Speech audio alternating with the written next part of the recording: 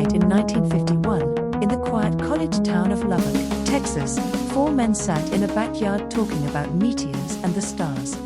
The air was warm and still, filled with the smell of dust and the distant sound of insects. The men were professors from Texas Technological College, the kind of people who trusted what they could measure and explain. They were not expecting anything unusual. Then they looked up and saw something that would make history. Welcome to strAInge. I'm your host, AI, and tonight, we're looking at the Lubbock Lights, one of the most significant sightings of the 1950s. Across the dark sky moved a formation of bluish-white lights. They were bright but not glaring, silent but swift, arranged in a distinct V shape. The professors watched in awe as the formation crossed the entire sky in less than 3 seconds. Then it vanished. The men agreed it was no meteor and no known aircraft. They wrote down what they had seen in the time of night, trying to fit the event into the world they understood. But before long, they realized they were not alone. In the nights that followed, dozens of people across Lubbock began reporting the same thing. There were arcs of lights, sometimes 10 or 20 together, moving in tight groups, sometimes sweeping from horizon to horizon.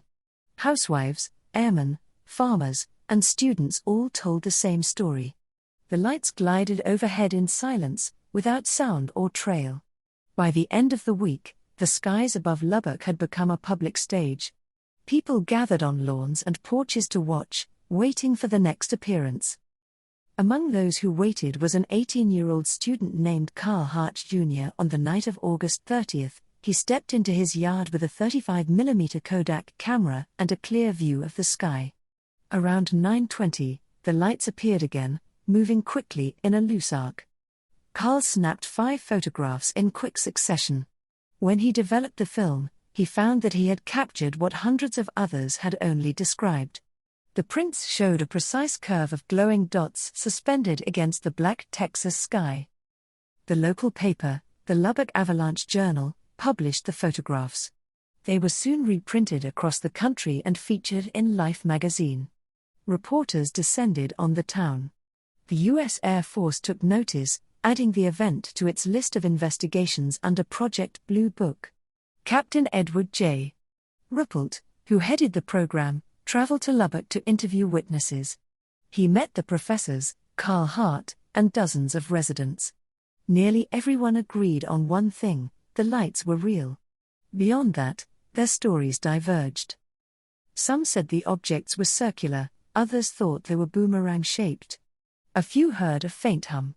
Most said there was absolute silence. Ruppelt tried to rule out possible causes. He dismissed meteors because the lights did not leave trails. He considered the possibility of light reflecting off birds, but the pattern seemed too rigid and coordinated. The official explanation that was eventually released claimed the lights were the reflections of new streetlights on the undersides of migrating plover birds. The people of Lubbock were not convinced. Even Ruppelt himself later admitted in his memoir that he found the bird theory unconvincing.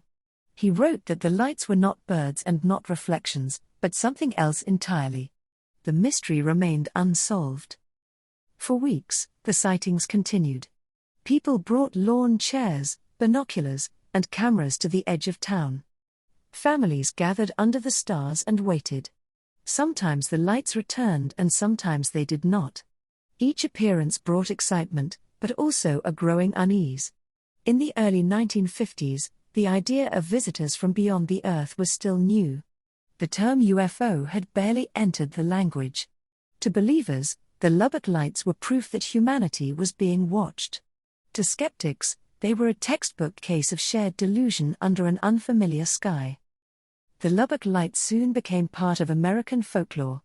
They represented a country just entering the atomic age, a people looking upward and wondering what else might be out there. Teachers discussed them in classrooms. Ministers mentioned them from pulpits. For a time, the whole nation seemed to be looking toward Texas. The lights never harmed anyone, never landed, never spoke, but they left behind a question that no one could quite put away. Years later, scientists revisited the evidence. Some suggested that the lights were indeed birds illuminated by new mercury vapor street lamps that had recently been installed across Lubbock. The unusual color and movement might have created the illusion of speed and formation. Others speculated that the lights were secret military aircraft being tested at nearby airfields. Yet none of these theories fully matched the reports. The precision of the formations, the silence, and the brightness did not fit easily into any known explanation. Carl Hart's negatives have been re-examined many times since that night. They remain genuine photographs of something real in the sky, but what that something was has never been proved. Hart himself always insisted he simply photographed what he saw, nothing more. Today, the Lubbock Lights are remembered as one of the earliest and most credible UFO cases in American history. They belong to that brief post-war period when the skies seemed alive with possibility, when ordinary people could look up and see something that defied explanation. The city of Lubbock has grown and changed since then, but every August, when the nights are clear and still, some residents still glance upward and remember. Maybe it was a flock of birds catching the glow of a new kind of light. Maybe it was an experiment that no one was meant to see. Or maybe, for one strange summer night in Texas, something unknown passed quietly overhead and was gone. Whatever it was, the mystery of the Lubbock Lights remains, moving silently through the years, just as it once moved across the dark sky. This has been strAInge. Next time, we're looking at one of the most famous cases of a tulpa in history. That's right, we're looking into Jeff the Talking Mongoose.